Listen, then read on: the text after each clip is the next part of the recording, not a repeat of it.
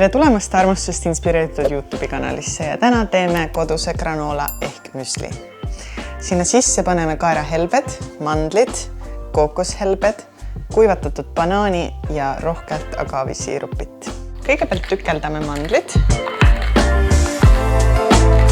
Tükeldatud mandlid lisame siis kaerahelvestele.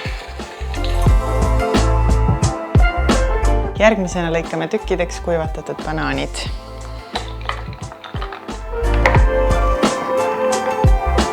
Lisame selle ka siia kaussi. Segame selle läbi ja lisame sisse agaavisiiruppi, mida saab osta ka armast inspireerituna e-poest. Võtame ahjuplaadi.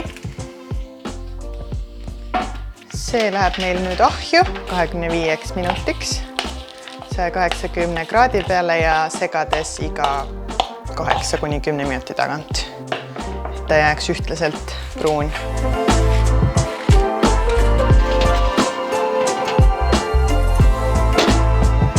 Ja granoola on meil just röstitud ja teeme sellest ühe mõnusa smuutikausi.